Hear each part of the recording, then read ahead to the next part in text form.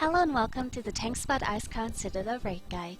My name is Aliena, and in this video I'll cover everything you need to know about the normal mode 10-man version of the Professor Putricide encounter. Currently you only get 10 attempts per raid lockout period to kill this boss. A raid setup of 2 tanks, 2 to 3 healers and 5 to 6 DPS is recommended. This is a 3-phase encounter, and in its 10-man version, Putricide has 9.76 million combined health. The first phase change occurs around 80%, and the second phase change occurs at 35%. On each phase change you get a debuff called Tear Gas that stuns you for the duration of Putricide running towards his table and guzzling potions. This fight is by and large kited in all 3 phases, and there's a lot of movement and raid awareness required from each raid member. Before the fight starts, assign one person in your raid group, preferably the off-tank, to possess an abomination to help you throughout the first 2 phases of the fight. Having an abomination active will make your raid take constant AoE damage, but you need them to counteract Putricide's various mechanics. To become an abomination, you need to click the table behind Putricide.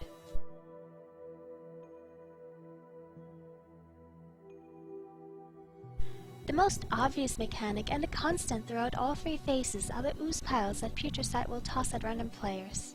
He will toss out 2 of those at a time that land at the selected raid member's feet and deal around 4k damage per second to anyone standing in them.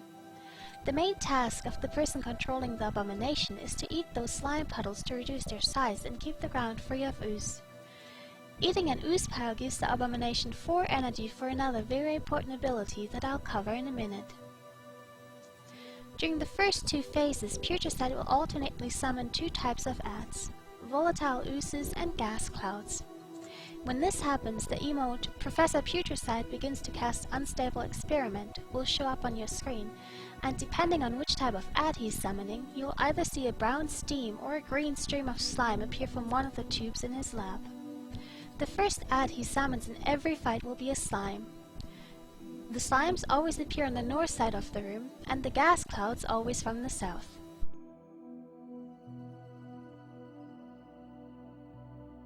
Volatile oozes will, after spawning, fixate on a target and root it in place while moving towards it at a pretty quick pace. Should an ooze not be defeated before reaching its target, it will explode, dealing 70k damage shared between all targets within 10 yards of the originally targeted player, and knocking them back. Here's where another ability of the abomination comes in handy. Oozes as well as gas clouds can have their movement speed slowed by 50%, which gives you substantially more time to defeat the ooze before it detonates. Gas clouds will also fixate on a player after spawning, but instead of rooting it in place, it will place a debuff on the selected player that gives him or her 10 stacks of gaseous bloat. Every 2 seconds, some minor damage will be inflicted to the player and 1 stack of the debuff will drop off. If the cloud has not reached its target within 20 seconds, the debuff will disappear and it will pick a new target to apply the debuff to and chase until killed. Should it reach its target before all stacks are dropped off, it will inflict raid-wide damage depending on the amount of debuff stacks left. It hurts. It really does. You don't really want to play around with this.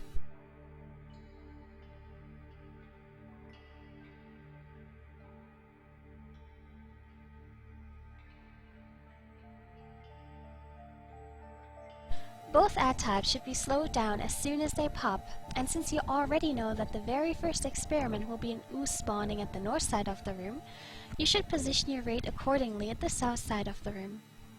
Ranged can start burning it as soon as it pops, and once it picks a target, melee should also join in. As you can see well in this video, if you fail to kill the ooze before it reaches its target, it will pick another one and repeat the process, so burning adds always has utmost priority.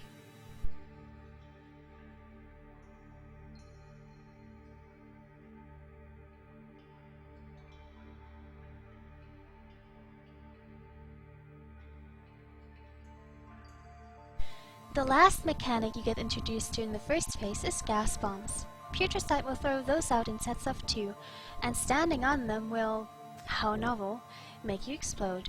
They look like brown little flasks on the round, so avoid them at all costs.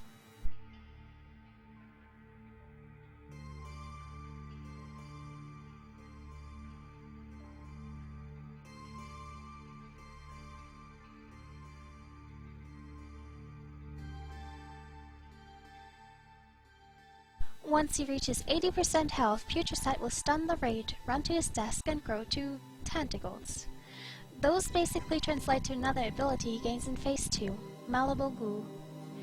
This basically hurls a portable slime teddy bear through the air at the area a randomly targeted player stands in, and will after travel time land, and anyone still remaining in the area will take around 15k damage and have their casting and attack speed slowed by 200% for 15 seconds.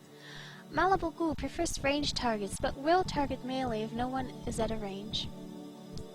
All mechanics from Phase 1 still continue on along with Malleable Goo until you hit Phase 3 at 35%. Once again, Putricide will run to his table and guzzle down a potion, becoming even more mutated, and this time gaining a buff called Mutated Strength, which gives him a 50% damage and attack speed bonus. Attacks made against him will also cause him to stack up Mutated Plague on your tank, which inflicts rate-weight damage depending on the number of stacks. We found 6 stacks to be an instant raid wipe, so to counteract that we had our main tank and off-tank taunt off of each other, so neither of them reached more than 4 stacks, which was still a very healable dot. You lose the Abomination once you trigger Phase 3, which is why it's an excellent idea to have your off-tank control it, since he'd pretty much just be useless up until that point anyway. There will be no more oozes or gas clouds spawning, but Malleable Goo and gas bombs still happen. Also, since you lose the Abomination to eat slime off of the ground, this phase needs to go fast or you'll just get overrun by expanding slime. This kind of acts like a soft enrage timer similar to the Lady Vash encounter in Serpent Shrine Cavern. Make sure to save all your cooldowns for this last part and keep moving, paying attention to the stuff Putricide will throw at you, and you have yourselves a kill. Good luck! Thank you for watching this movie. As always, feel free to ask questions or add suggestions either on YouTube or in the strategy thread on TANKSPORT.com. Also, TANKSPORT donors can download all of these movies in high definition directly from our servers, so if you'd like to learn more about that, just click the second link in the movie information box.